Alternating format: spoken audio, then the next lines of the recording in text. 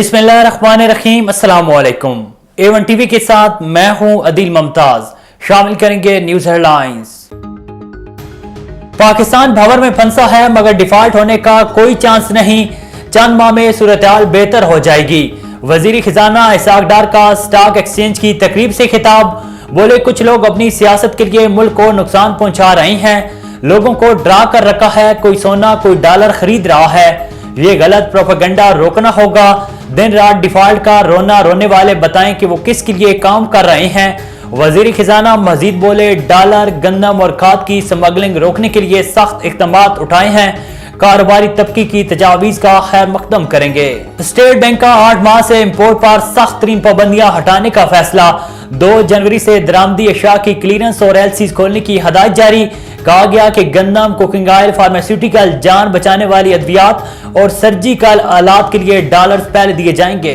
लाहौर में आटे की कीमतें आसमान पर, आवाम के लिए 2 वक्त की रोटी का हसूल भी मुश्किल हो गया।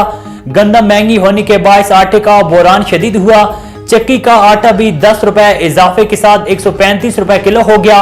मुल्तान में चक्की का आटा 130 रुपए किलो तक फरोख्त होने लगा। सस्ता आटा सेल पॉइंट पर महदूद स्टॉक की वजह से शहरी रिलीफ से महरूम। लंबी लाइंस में लगने के बावजूद आटा नहीं मिलता। वजीर आजम शहबाज शरीफ की जेरे सदारत वफाकी काबीना का इजलास आज होगा। काबीना में तवानाई, बजट इकदामात समेत 8 नुकाती एजेंडा मंजूरी के लिए पेश होगा। मुल्की मुआशी सूरत-ए-हाल पर बात होगी। काबीना ECC के 21 दिसंबर के फैसलों की तौसीक करेगी। और 13 पार्टियां इमरान खान को असेंबली बुलाकर मुआशी तबाही में शरीक करना चाहती हैं।